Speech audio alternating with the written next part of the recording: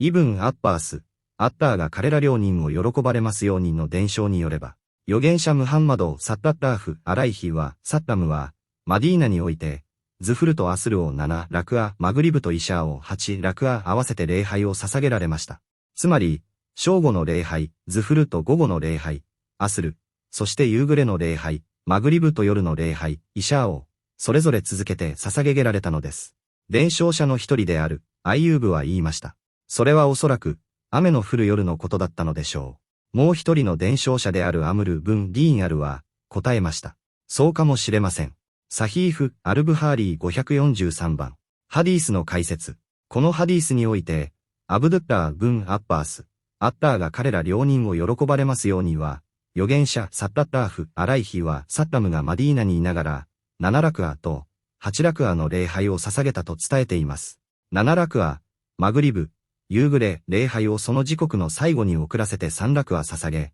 それが終わると同時にイシャー、夜、礼拝の時刻に入ったため、続けてイシャーを4ラクア捧げた。3プラス4イコール7。8ラクア、ズフル、正午、礼拝をその時刻の最後に遅らせて4ラクア捧げ、終わると同時にアスル、午後、礼拝の時刻に入ったため、続けてアスルを4ラクア捧げた。4プラス4イコール8。伝承者の一人であるアイユーブ・アッサフティアーニーが、大雨の夜のことだったのでは、と尋ねると、ジャービル・ブン・ザイドは、そうかもしれない、と答えました。これは、預言者が理由なく礼拝を遅らせることはないため、雨という、免除理由、ルハサがあったのだろうという推測です。このハディースは、イスラームにおける、容易さと、困難の除去を示しています。学者たちの間での法的な難問、アシュカル。このハディースは学者たちの間で大きな議論を呼びました。なぜなら、別の伝承では、恐れ、危険も旅行、サファルもないのに合算した。さらに別の伝承では、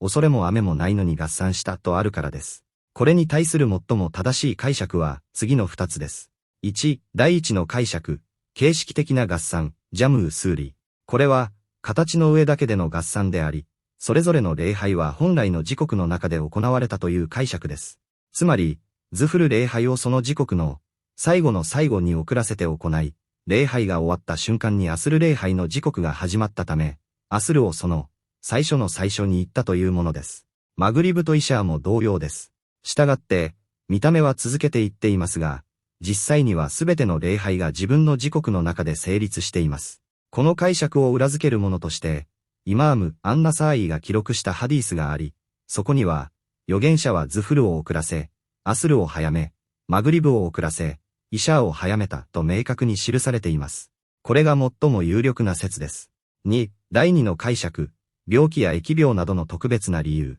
マディーナで流行した病気や疫病、あるいは何らかのやむを得ない事情、困難があったため、一時的な免除として合算が許されたという解釈です。本来の時刻、ムハカムとの整合性。なぜこのような解釈が必要かというと、5行の礼拝の時刻を定めた他のハディースは、議論の余地のない、明白な規定、ムハカムだからです。大天使ジブリール、彼に平安あれは2日連続で預言者の元を訪れ、初日は各礼拝の最初の時刻に、2日目は最後の時刻に礼拝を先導し、時刻の範囲を明確に定義しました。ですから、正当な理由なく礼拝を合算することは大罪の一つとされています。一部の宗派、シーア派の誤解への反論。一部のシーア派は、このハディースを根拠にして、5つの礼拝を常に合算して行う、